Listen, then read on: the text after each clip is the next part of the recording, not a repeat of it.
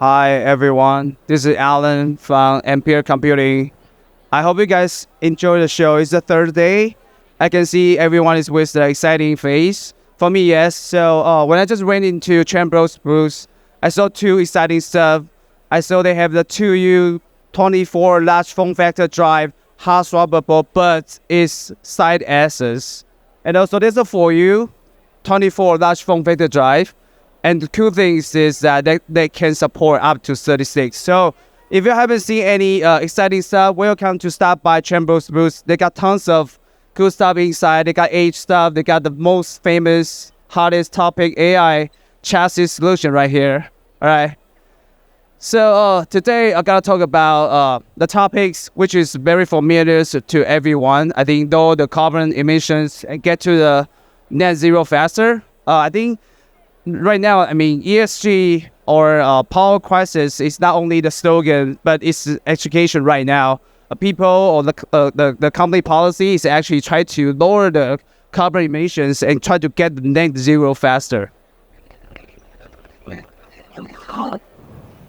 All right, so before I started, introduce who is Ampere, what we are offering, and because for some people that they probably don't know who is Ampere, right?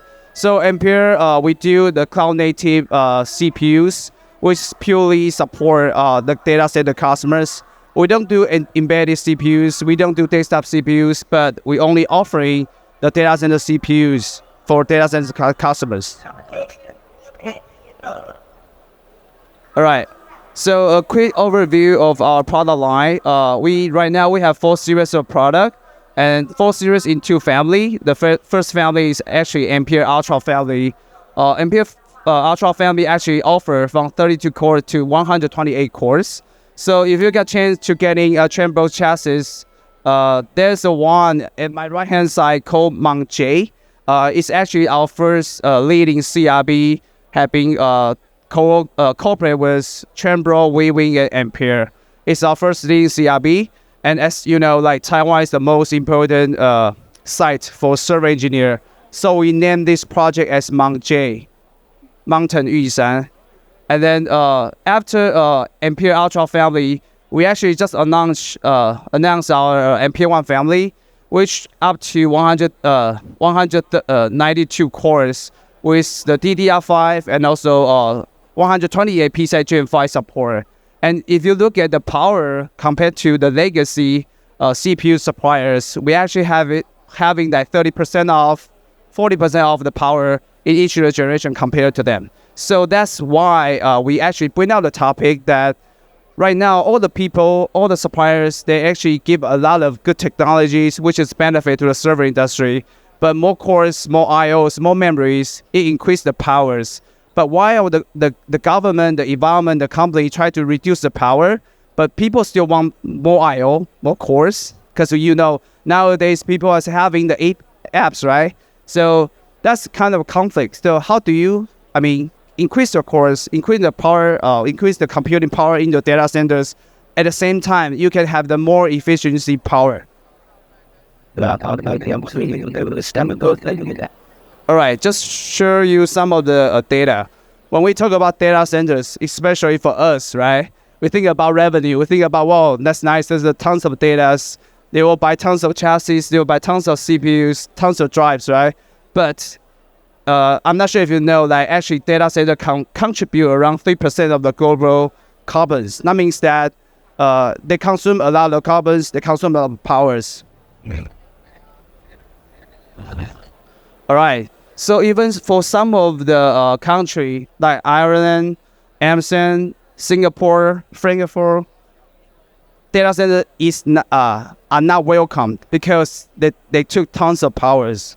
They took tons of they will release tons of carbons.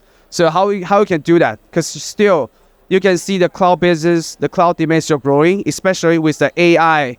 They are coming like crazy recently.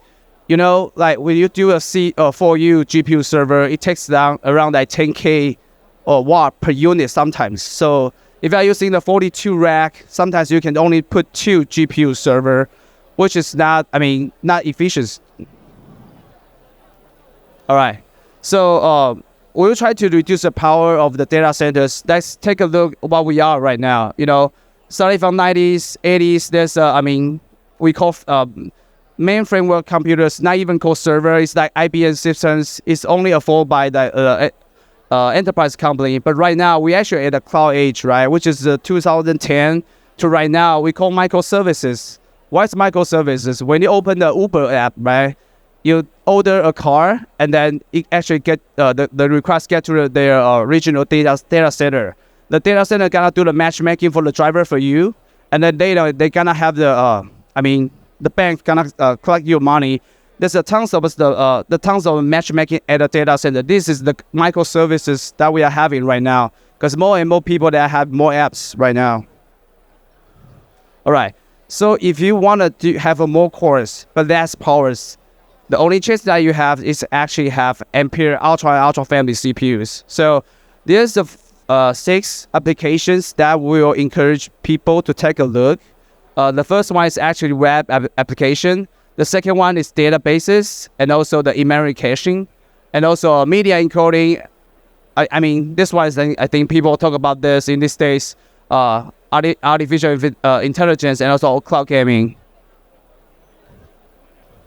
All right, I think I want to give you a quick summary. Is Ampere actually just got the 5 years old now. We are pretty young and pretty just a startup.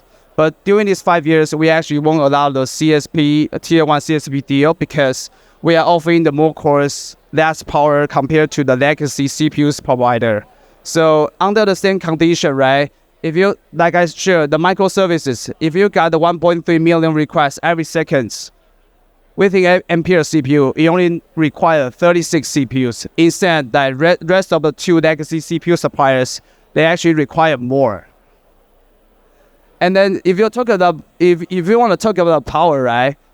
The same condition, 1.3 million requests every second, right? If you're having Ampere Ultra Max CPUs, you only require 12.7 kW to reach out to the same achievement. And the last one is actually the most important one, right? If you're talking about the rack space, right? The same condition, 1.3 million requests every second. The same request, you only require 1 Ampere Ultra rack instead of 2 or 3 by using traditional legacy CPUs. All right, give you a very quick summary. So if you want to try to lower your carbon footprint for a greener planet, please try the Ampere CPUs with Chenbro solutions. So like, based on the energy consumption of the medium-sized data centers, right?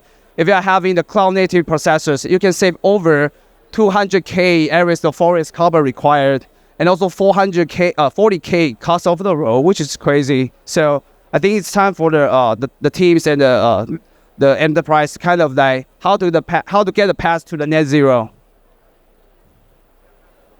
All right. So the last word to everyone that's power is the new power, because you know that power is the limit right now. While people are having new technologies, you want more cores, more I/O, more memories, but still you gotta have the power efficiency solution this time. All right, thank you, and I think that's all my sharing today.